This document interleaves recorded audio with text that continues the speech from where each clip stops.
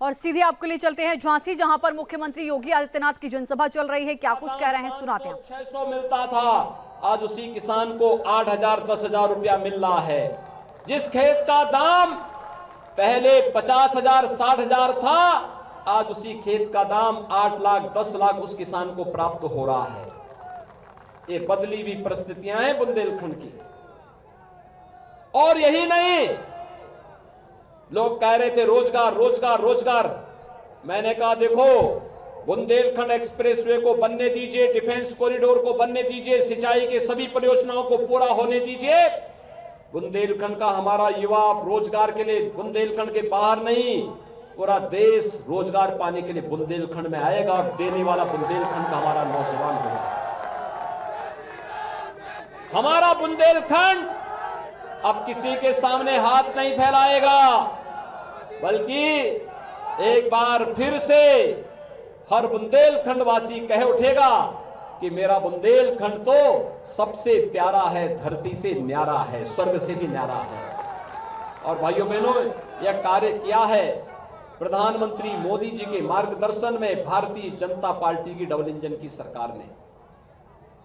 भाइयों बहनों, दूर जाने की आवश्यकता नहीं। मुझे बताइए, सच्चा साथी कौन? जो आपकी विपत्ति में रहे, संकट के समय रहे, वही साथी होता है ना। जो संकट के समय में धोखा दे वह साथी नहीं होता, वह अवसरवादी होता है। मुझे बताइए, इस सदी की सबसे बड़ी महामारी का हम सामना कर रहे हैं, कोरोना का। कोरोना कालखंड में मुझे एक बात बताइए, क्या सपा बसपा कांग्रेस के नेता आपका हालचाल लेने के लिए आए थे?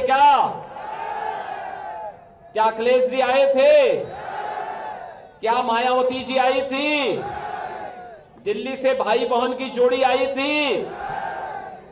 तो जब ये आपका हालचाल नहीं ले सकते, संकट के समय आपके साथ नहीं खड़े हो सकते, तो क्या इनको समर्थन मिलना चाहिए?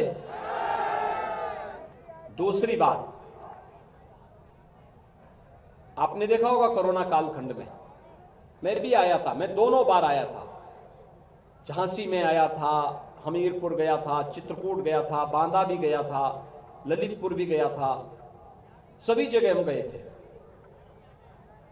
फ्री में टेस्ट, फ्री में उपचार और फ्री में वैक्सीन भी। कितने लोगों ने वैक्सीन ले ली है? वैक्सीन के लिए किसी को पैसा देने की आवश्यकता तो नहीं पड़ी ना। सपा के समय होता क्या हो जाता, ये वैक्सीन के सब पैसा चार्ज करते, देते भी नहीं, वैक्सीन का निर्माण ही नहीं कर पाते। और अगर भारत सरकार फ्री में वैक्सीन दे रही थी, सपा के लोग इसको भी ब्लैक मार्केटिंग कर देते कि नहीं कर देते? तो इन लोगों से कोई उम्मीद करते हैं क्या?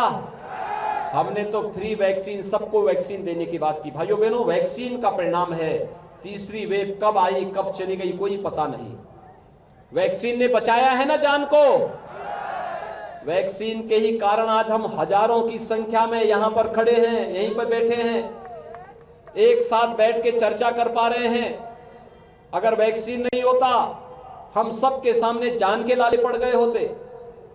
वैक्सीन ने जान बचाया है, लेकिन वैक्सीन के बारे में भ्रमित पैदा करने वाले लोग मानवता के साथ खिलवाड़ कर रहे थे। सपा के लोग, कांग्रेस के लोग क्या नारा लगाते थे? कहते थे मोदी वैक्सीन है, बीजेपी वैक्सीन है। आज उनको जवाब देने की आवश्यकता है कि अगर ये मोदी वैक्सीन और बीजेपी वैक्सीन ने जान बचाया है, तो वोट भी मोदी को ही मिलेगा, बीजेपी को ही मिलेगा। बोलेंगे सभी लोग, जवाब देने को तैयार हैं।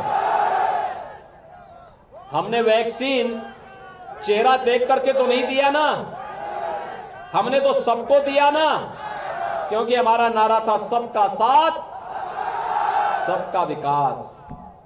और भाइयों बहनों, मुझे एक बात बताइए, वैक्सीन के साथ साथ हर गरीब को राशन भी मिला होगा ना। 2017 के पहले राशन मिलता था क्या? 2017 के बाद तो राशन मिल रहा है ना। राशन से संतुष्ट हैं? राशन के साथ दाल भी मिल रही होगी और रिफाइंड तेल भी मिल रहा होगा, 1 किलो नमक भी मिल रहा होगा। अगर सपा की सरकार होती तो पहले तो मिलता ही नहीं, और अगर भारत सरकार देती भी तो ये सब स्वयं हजम कर जाते, इनके गुर्गे स्वयं खा जाते। और भाइयों बहनों, बहन जी के हाथी का पेट तो इतना बड़ा है कि सब कुछ गरीबों का वो खा जाते हैं। आप मानते हैं ना इस बात को? और संकट जब आता है, भाई बहन की जोड़ी तो गायब हो जाती है भारत से। आप इस बात को भी मानते हैं ना?